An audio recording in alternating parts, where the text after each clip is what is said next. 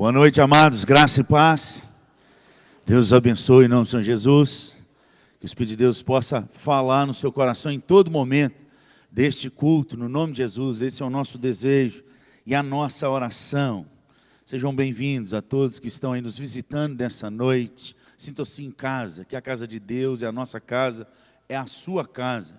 Fique à vontade no nosso meio. A todos que nos assistem pela internet, Deus os abençoe. Que a palavra de Deus chegue ao seu coração também, em nome de Jesus. Amados, essa semana é a semana do nosso congresso do Geração.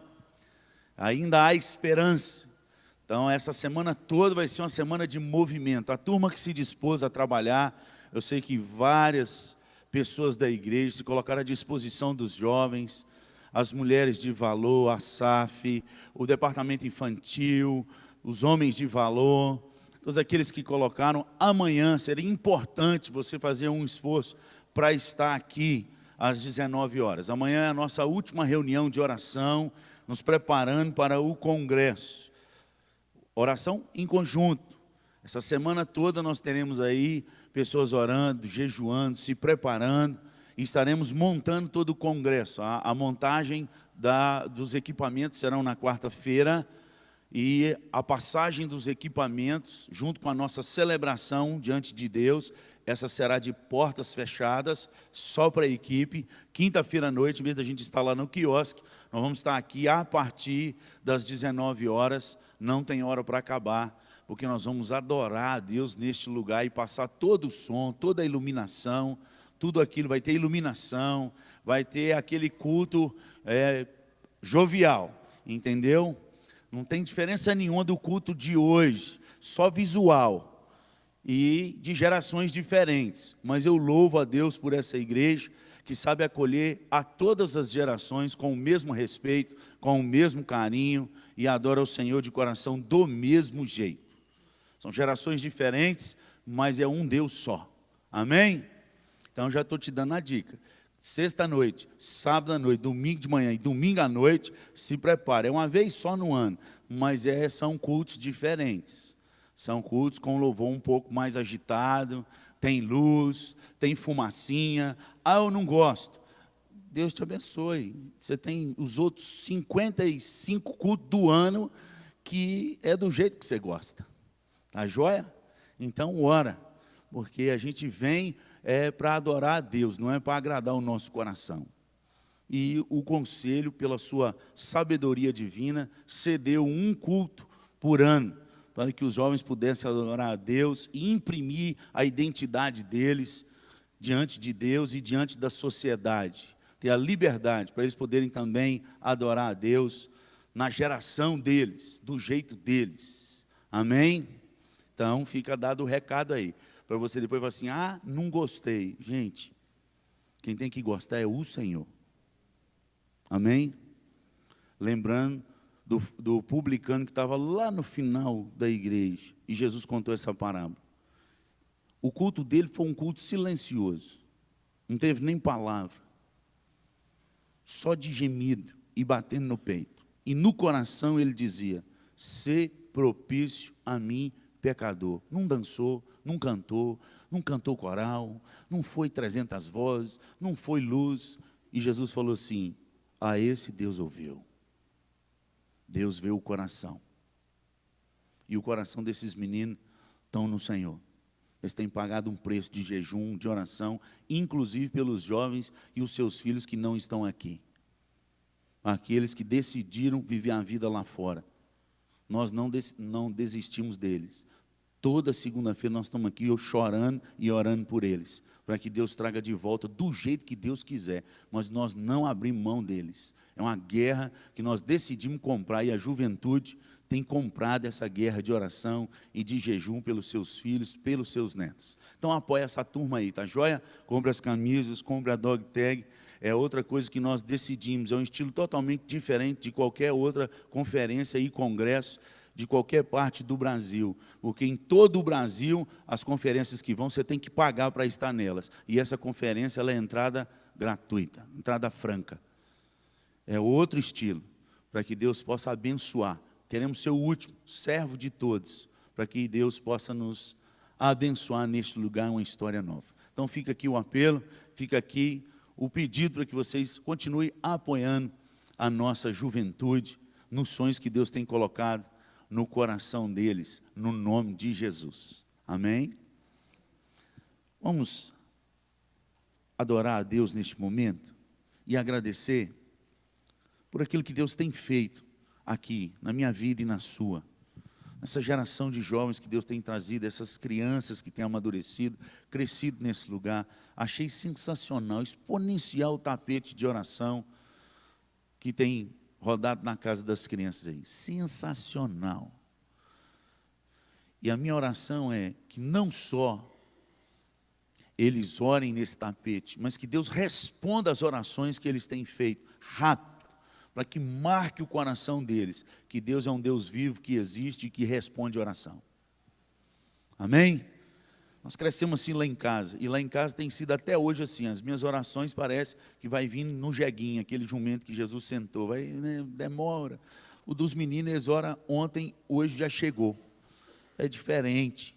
Então põe seus filhos para orar. Quem sabe seus pedidos estão demorando, você ainda não colocou os seus meninos para pedir. Põe eles de joelho, pede eles para orar pelo o que você está passando.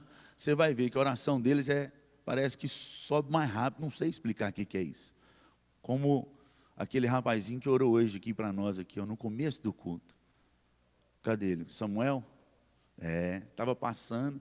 Falei, não passa não, filho, vem cá e ora com a gente aqui, ó. Aí o pastor falou assim, você quer orar por nós? Agora. Nossa, sensacional. O Senhor abençoa o povo da igreja para chegar mais cedo. Falei, amém. Amém, Jesus. Chega até nos que não chegou ainda. Traz eles lá, no nome de Jesus.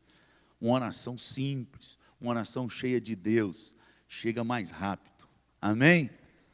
Vamos adorar o Senhor? Isso é Deus, gente. Deus movendo nesse lugar, percebe. Para de ficar olhando só as coisas que dão errado. Olha as coisas que estão dando certo. Que Deus está fazendo. Um avivamento, o fermento, que ninguém vê, que tem levedado toda a massa, e é um fermento bom. Louvado seja o nome do Senhor. Vamos orar? Vamos adorar a Deus em oração?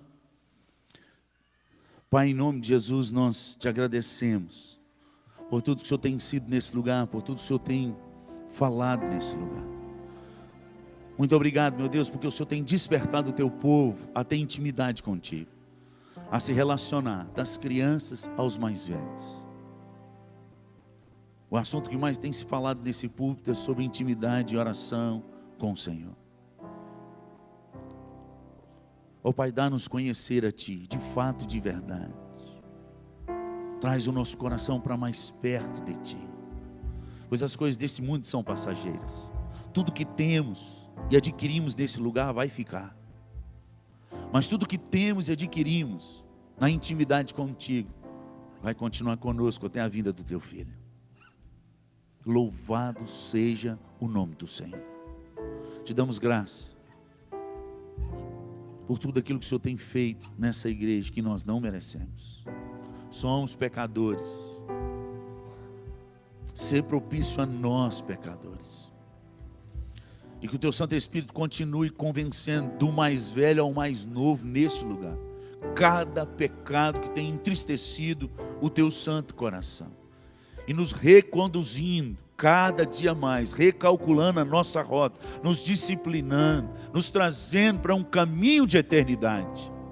Pois queremos estar contigo, custe o que custar. E assim que o Senhor continue renovando a tua igreja, acordando a tua igreja, para o voltar a meditar na tua palavra, o voltar a orar sem cessar, o voltar a querer e a buscar e a ter sede de Ti, a transbordar do Teu Espírito. Um verdadeiro avivamento de caráter, de conduta, de serviço, que venha sobre nós, ó Pai, é a nossa súplica. Louvado seja o nome do Senhor, por tudo que o Senhor tem feito neste lugar. Dá-nos um coração de gratidão. E aqueles pedidos que ainda não foram respondidos, Pai, meu Deus, toma nessa noite dos ombros dos teus filhos. toda sobrecarga, todo peso, toda lágrima não derramada, colhe nessa noite e traz a paz que excede a todo entendimento. É em nome de Jesus que nós oramos. Amém. Salmo 78, do 1 ao 8, a palavra do Senhor nos diz assim: escutai, povo meu, a minha lei, prestai ouvidos às palavras da minha boca. Abrirei os lábios em parábolas e publicarei enigmas dos tempos antigos.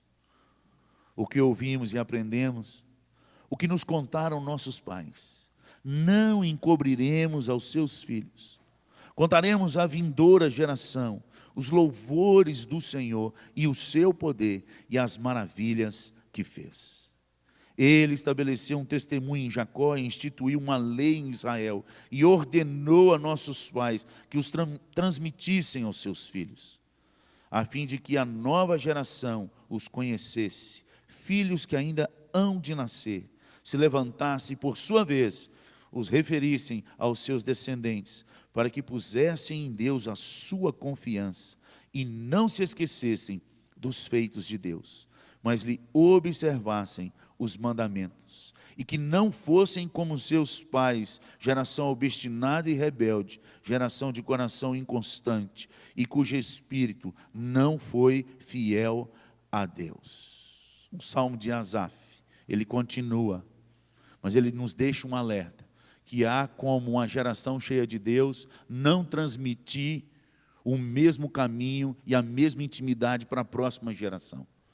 E então essa geração se torna obstinada e rebelde, como se diz no versículo 8. Mas aqui o salmista diz que há como reconquistar essa fidelidade ao Senhor, começar repetindo e começar a contar os grandes feitos, as maravilhas e os milagres que Deus tem feito nas nossas vidas. Que seja assim na nossa igreja, no nome de Jesus. Vamos adorar o Senhor, Ministério Adorarte. Boa noite, irmãos, graça e paz.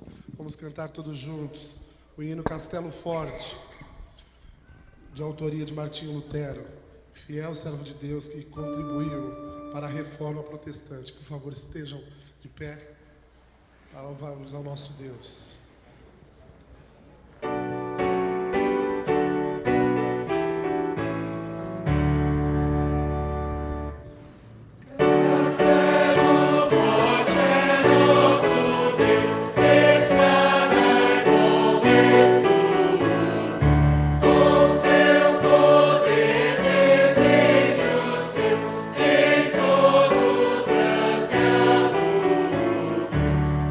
Fúria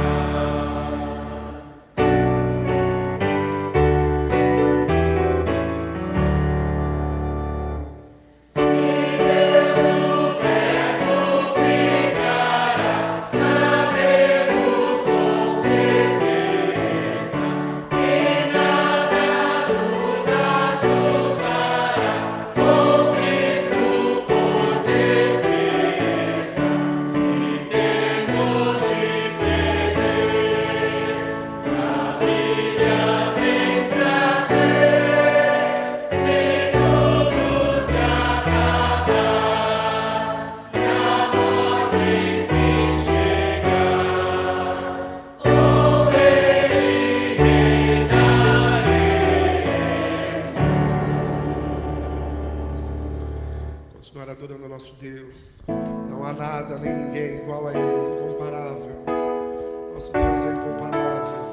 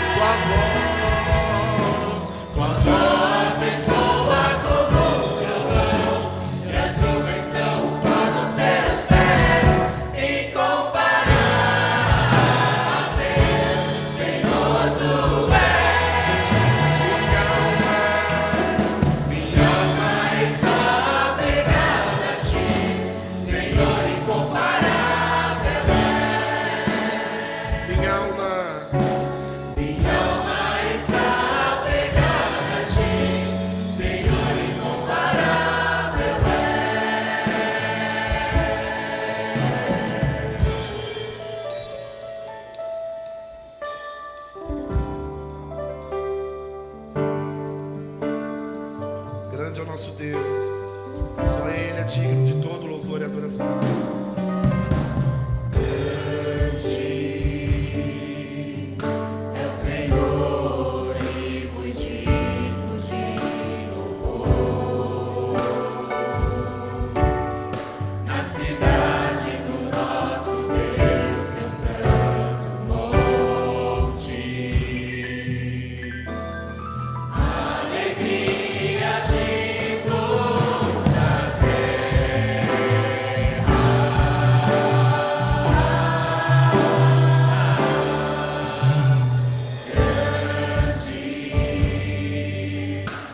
Senhor em quem nós temos a vitória.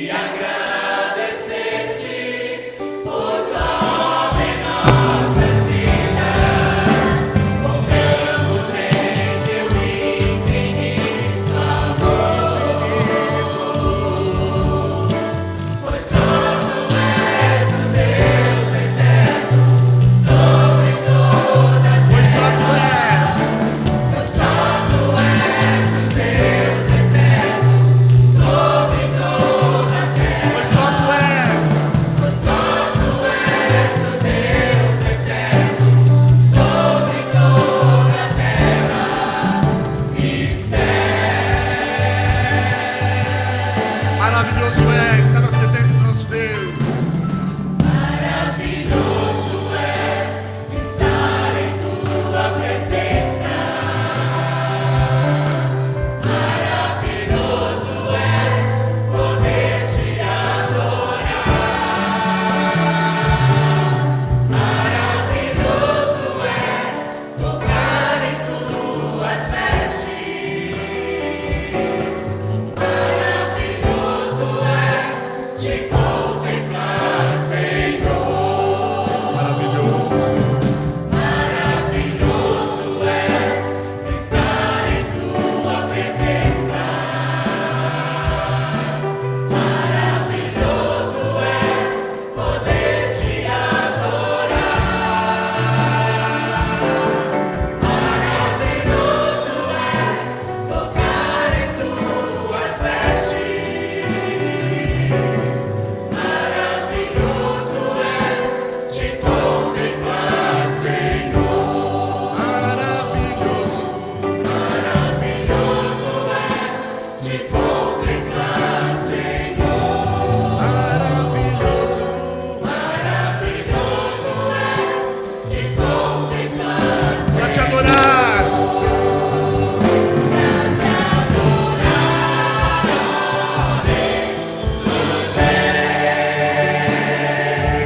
foi que eu nasci, ó Rei Jesus. Meu prazer é te louvar, meu prazer é estar nos atos do Senhor. Meu prazer é viver na casa de Deus, onde flui o amor. Para te adorar. Pra te adorar, ó Rei dos Reis, foi que eu nasci, ó Rei Jesus.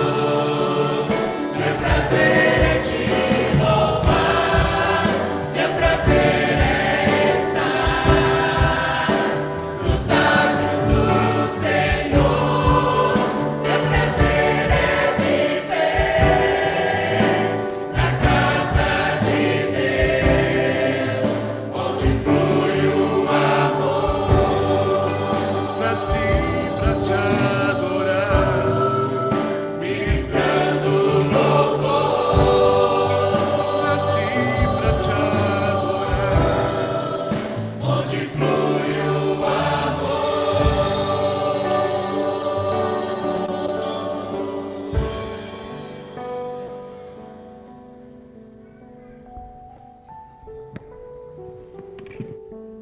Vamos adorar a Deus, continuar nessa adoração tão maravilhosa, tão gostosa da presença de Deus. Agradeça a Deus por esse momento, que Ele visite a sua casa, que Ele visite os teus bens, a tua saúde. Sempre foi vontade de Deus superabundar a graça dEle onde abunda o pecado. Sempre foi. Isso é tão intenso no coração de Deus, em querer transbordar na vida dos seus, que Ele deu o seu Filho, para que isso pudesse acontecer. Ele não poupou o seu único Filho. Nenhum de nós aqui como pai faria isso que Ele fez. Nós morreríamos pelos nossos pais e pelos nossos filhos, mas nunca daríamos um filho nosso por ninguém. Nem pelos nossos pais. Ele fez. Gratidão. Quando a gente vem à frente trazer os dízimos e ofertas, essa é a palavra que tinha que estar no seu coração. Gratidão. Gratidão. Muito obrigado, Pai, por esse momento tão maravilhoso. E assim como o bálsamo do Senhor entrou nas nossas vidas enquanto adorávamos ao Senhor, que o Senhor continue estendendo essa bênção sobre cada um que o Senhor trouxe nessa noite. Sobre cada um que está assistindo esse culto, que um dia vai assistir esse culto. Que a bênção do Senhor entre na casa deles. De uma forma tão grande, incontável, que venha o constrangimento na alma do tão grande amor que o Senhor tem nos amado. Um amor imensurável. Um amor que não tem como nós nem explicarmos para ninguém. Inexplicável. Louvado seja o nome do Senhor. Louvado seja o nome do Senhor. Abençoe a cada família que tem vindo neste lugar. Cada família que tem sido grata a Ti pelo muito que o Senhor tem dado. Repreende o devorador nos seus celeiros. Que na terra, no tempo de deserto, que a farinha não acabe, que o azeite não falte, que o maná venha, que os peixes e pães se multipliquem, porque o Senhor continua sendo Deus. O Deus dos milagres. O Deus que afofa o leito na enfermidade. O Deus do impossível. É a Ti que bendizemos essa noite. No nome de Jesus que nós oramos. Amém. Pode se assentar. As crianças na frente, para a gente orar por elas, para elas saírem, para elas continuarem o culto delas lá embaixo. Pastor Vumar também na frente. Vai ser o pregador da noite. Que Deus use poderosamente. Vamos estar orando.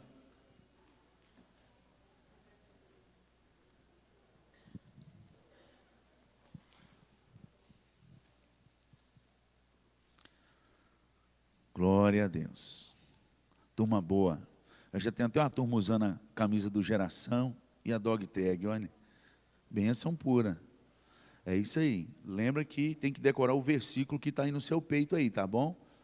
Quando uma criança perguntar assim, o que é isso que você está pendurado no peito aí? Você fala o versículo de cor.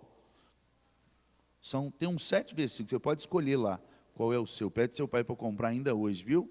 Para ajudar os jovens e para você evangelizar. Aí não tem jeito, eu falo com as crianças, os pais têm que se resolver depois. Vamos orar. Pai, muito obrigado por essa geração que o Senhor tem levantado na nossa igreja. Que a bênção do Senhor se estenda sobre cada um deles. Que a boa semente possa cair no coraçãozinho deles. Cada professor, cada jovem, cada homem e mulher dessa igreja tem colocado o coração nessas crianças. Que o Senhor abençoe tremendamente os seus lares e dê criatividade, unção e poder. Assim também suplicamos, meu Deus, que o teu filho, pastor dessa igreja, seja a boca do Senhor neste lugar. Que ele diminua e que o Senhor cresça na vida dele. Cerque os teus anjos ao nosso redor. Para que todo espírito contrário ao Espírito do Senhor seja amarrado e anulado a sua força do lado de fora. Para que a boa semente possa cair num terreno fértil e frutificar a 100, a 60 e a 30 por 1. No nome de Jesus que nós oramos. Amém e amém.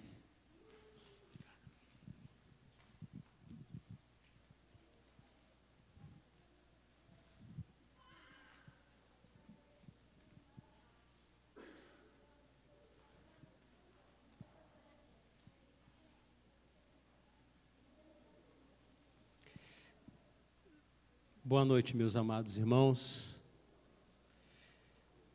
Que Deus possa inspirar seu coração nesta noite através da palavra e através de uma história que eu quero te contar, pelo menos um pouco dela. Eu creio que a melhor pessoa para contar a história é quem viveu ela e conhece os detalhes, conhece a emoção de cada ato. Eu vou tentar contar uma história que eu não estive presente, mas da qual eu entrei de carona, talvez você também. Mas antes eu separei alguns versos da palavra do Senhor. Um está no Salmo 145, versículo 4, que diz que uma geração louvará a outra geração as tuas obras e anunciará os teus poderosos feitos. Vamos ler juntos? Vamos lá? Uma geração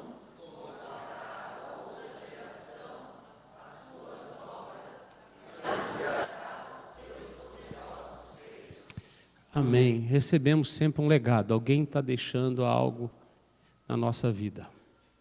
Assim é a nossa história. Uma geração que foi conduzida pelo Senhor e que conseguiu transferir um bastão, vencendo. Já recebemos a nossa jornada em vitória.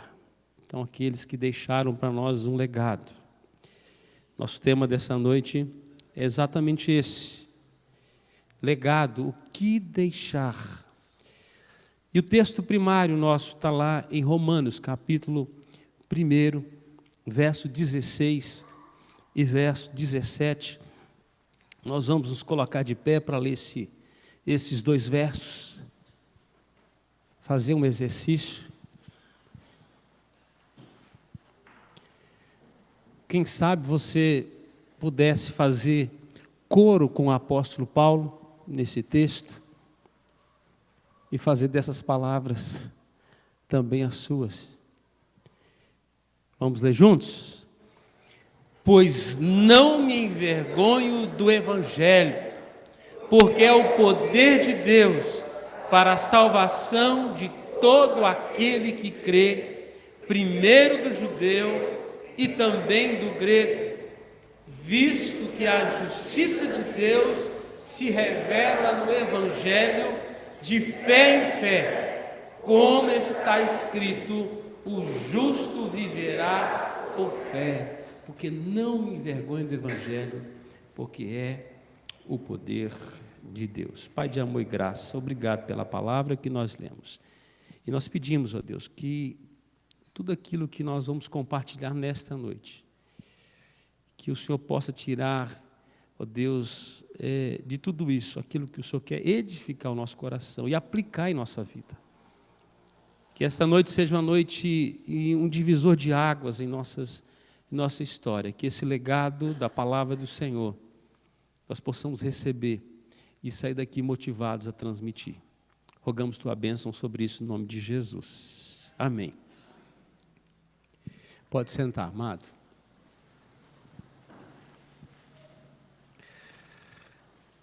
Há 159 anos, exatamente hoje, que está fazendo, há 159 anos atrás, chegava na Baía da Guanabara, e na verdade ele nem pôde descer do navio no primeiro dia, mas o navio foi ancorado na Baía da Guanabara no dia 12 de agosto de 1859, há 159 anos atrás, trazendo para a terra brasileira um missionário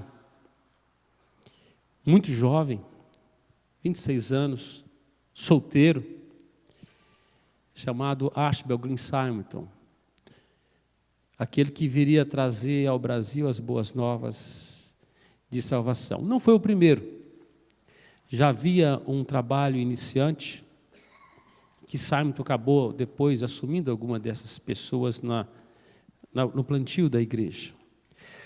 A história de Simonton, ela fala profundamente ao coração do jovem cristão brasileiro, porque mostra o que Deus pode fazer por meio da juventude que tem um coração totalmente de Deus.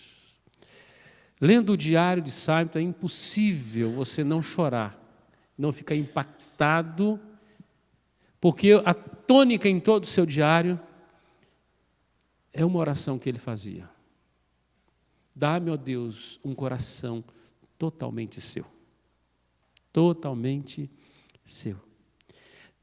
Nascido 17 anos antes de 1850, ou seja, na metade do século XIX, viveu 17 anos após 1850. Morreu com 34 anos. Simonton se comprometeu publicamente com o Evangelho e abraçou o ministério logo a seguir, quando foi despertado, quando tinha 22 anos de idade. Novo. Veio para o Brasil como primeiro missionário presbiteriano, com 26 anos, e morreu um mês antes de completar 35. Ele tinha o bom hábito de sempre se avaliar, e começou a escrever um diário quando ele tinha 19 anos, e parou esse diário aos 33 anos, ele parou de escrever. Esse é o registro que se tem, está publicado pela casa editora publicadora da Igreja Presbiteriana, hoje, editora Cultura Cristã, e disponível ainda, você consegue adquirir. Fundou o primeiro jornal evangélico do Brasil, chamado Imprensa Evangélica, em 1864. Foi o missionário pioneiro do presbiterianismo no Brasil e, mesmo vivendo pouco, deixou um legado. E essa é a nossa maior herança. Maior herança. Assim, eu quero registrar alguns fatos importantes antes de ir para as aplicações bíblicas sobre...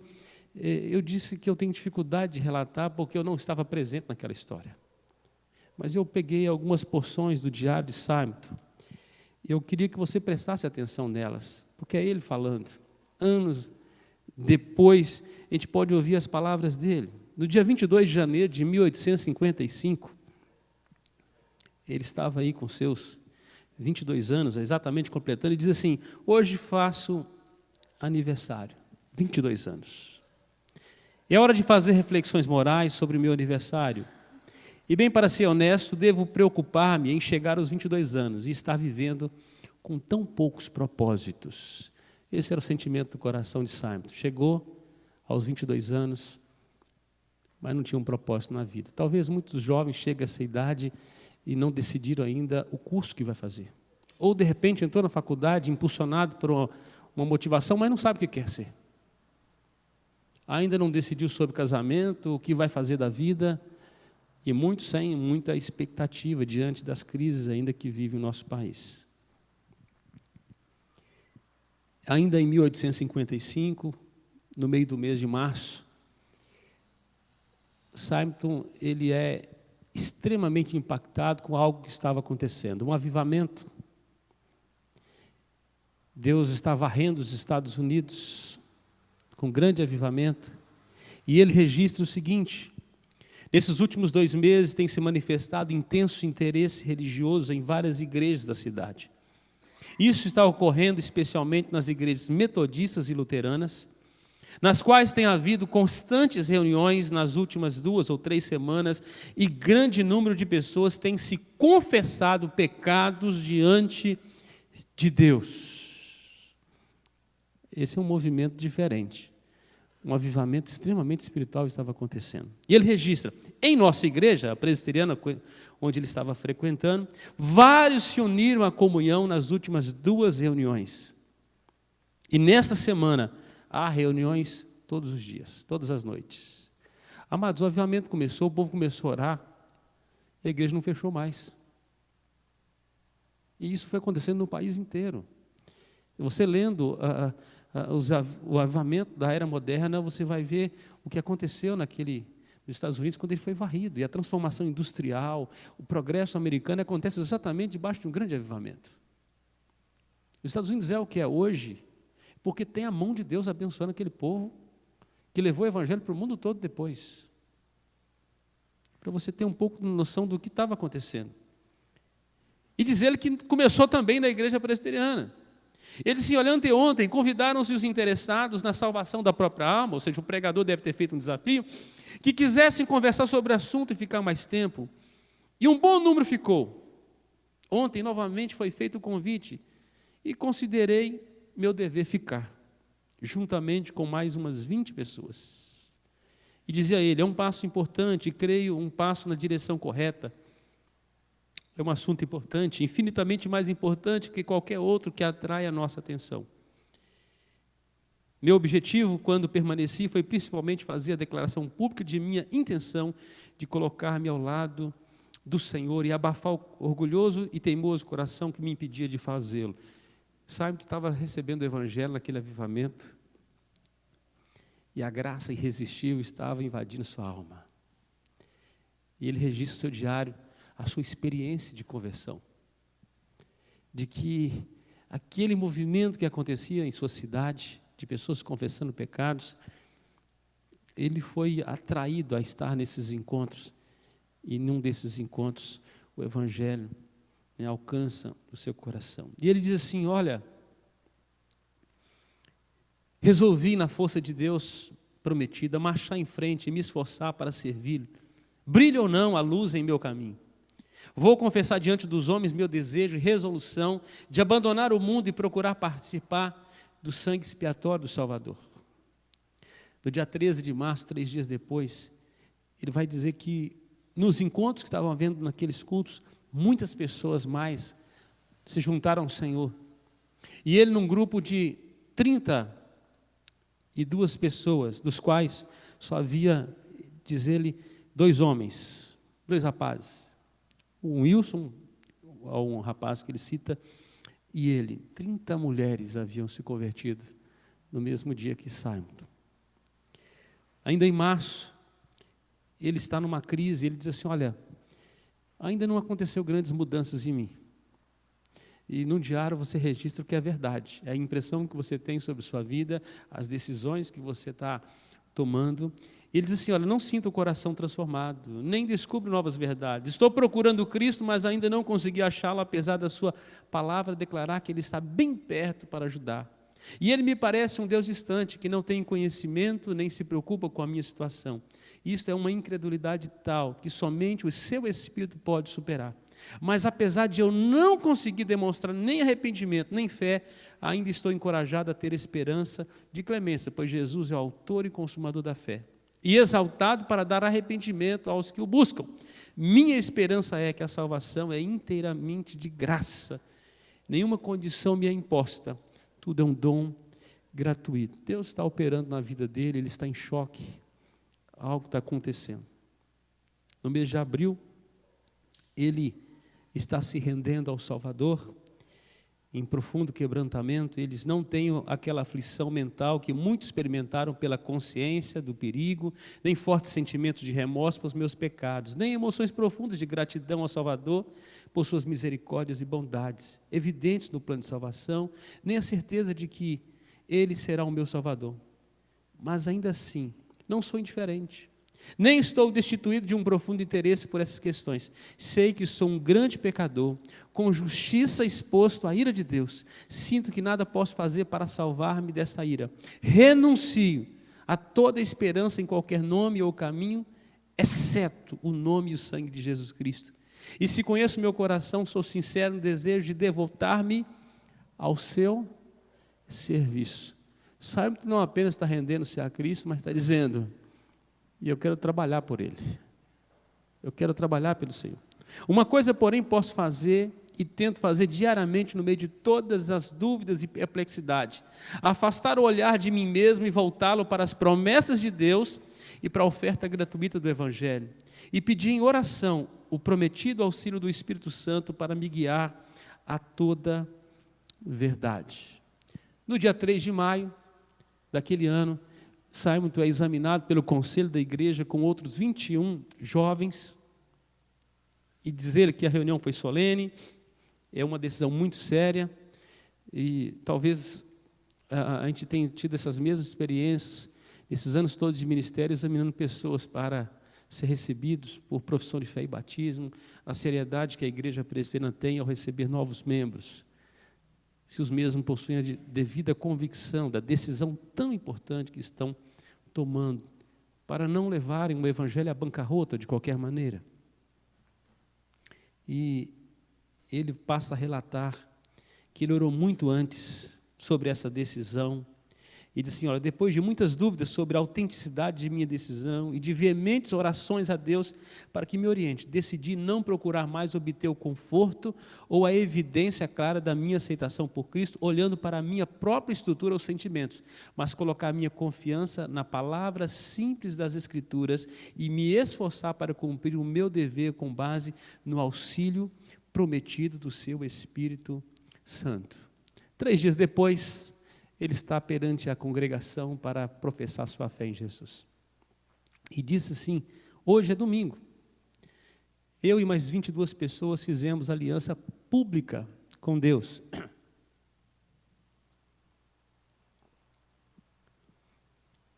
Para ser no seu tempo, fiz uma aliança pública com Deus para ser seu no tempo e na eternidade. Aliança essa que jamais deverá ser rompida, fruto da imerecida graça de Deus. E dizer que chegou a essa decisão diante de muitos desalentos, dúvidas, mas que agora todas elas desapareceram diante da realidade da cruz. E no dia, ele disse que assumiu um compromisso com Deus. O seguinte compromisso, e ele registrou no diário, para não se esquecer, para sempre ler a decisão que ele tomou com Deus. Diz ele: primeiro, professei arrependimento por minha vida passada e me empenhei em renunciar a cada pecado público ou secreto. Essa foi a decisão do nosso missionário. Segundo, deliberei no temor a Deus a cumprir todos os deveres expressos em sua santa palavra e estudar essa palavra em oração sincera para que seja guiado ao bom entendimento dela.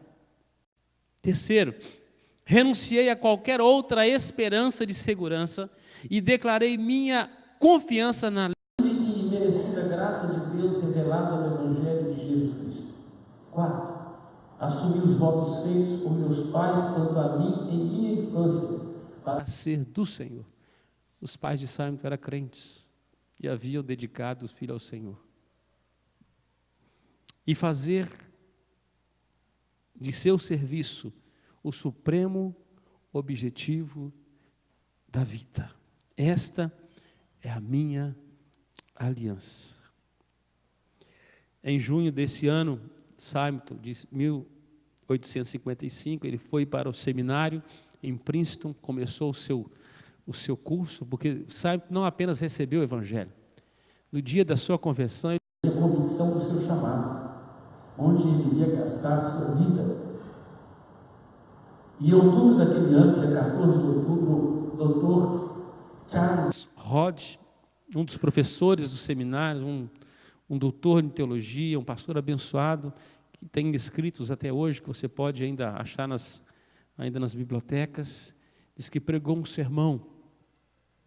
E Simon ficou desafiado quanto à obra missionária fora do seu país. Apesar de que, olhando para a realidade de seu país na época, havia muita carência de pregar o Evangelho, Simon ficou entusiasmado em dedicar sua vida em outros lugares. E diz que a partir de então ele começou a juntar informações missionárias, conhecer o desenvolvimento missionário pelo mundo, e ainda naquele ano ele tomou a decisão que seria missionário. Trabalhou uma época como colportor, vendendo livros, bíblias em diversos lugares para se sustentar, e diz que depois desse tempo o coração dele continuava apaixonado por missões.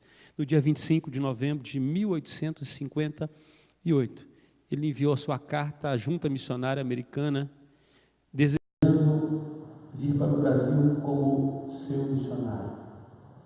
Foi então quando ele foi nomeado missionário para vir à terra brasileira. Simon não teve muito tempo, por exemplo, de preparo dentro da igreja local, de se estruturar, de estudar muito o campo, porque as decisões deles foram sendo conduzidas pelo Eterno, e o tempo de Deus para o Brasil era urgente. Às 9h30 do dia 18 de junho de 1859, Simon embarca rumo ao Brasil, deixando os seus filhos em terra firme, solteiro, viagem, diz o texto no seu diário, transcorreu em paz. Diz que ele vai enchendo o diário que ele lê, ele conversa, ele observa, ele troca conversa com íntimos, com alguns trabalhadores do navio, trocando sobre assuntos familiares.